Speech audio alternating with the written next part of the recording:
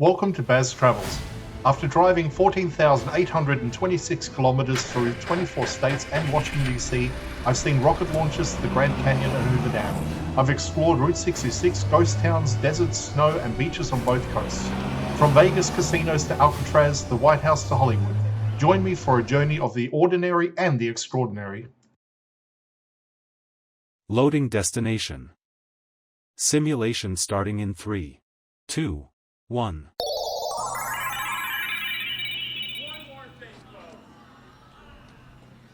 To look around, move your phone or tablet. Click and drag if on a computer or move your head if using a VR headset. Please like and subscribe. Welcome to episode 30. Now I'm walking back down Pier 39 heading towards the city.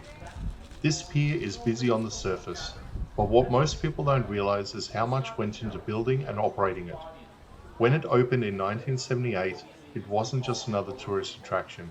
It was part of a larger redevelopment of San Francisco's waterfront, transforming old working piers into spaces for entertainment and leisure. Structurally, the pier is supported by hundreds of wooden piles driven deep into the bay floor, the same way many San Francisco's older wharfs were built. But the design here includes modern reinforcement, allowing it to handle the weight of thousands of visitors every day. At over a quarter-mile long, Pier 39 is essentially a floating shopping mall built out over the water, with utilities like power, water, and sewage all extended onto the pier. Walking past the shops and restaurants, it's interesting to note how the pier was designed with a split-level layout. The upper decks offer views of the bay and direct access to the carousel and attractions, while the lower levels feel closer to the water, with quieter corners where you can catch breaks from the crowds. This two-tiered design helps manage foot traffic and keeps the pier from feeling like one long bottleneck. Another detail often missed is that Pier 39 has been a stage for some unusual events. In the 1980s, it hosted windsurfing competitions right off the docks. It's also been featured in films, TV shows, and countless postcards, becoming a visual shorthand for San Francisco's lively waterfront. Even the sea lions, now one of the pier's biggest draws, only arrived after the 1989 earthquake, long after the pier opened.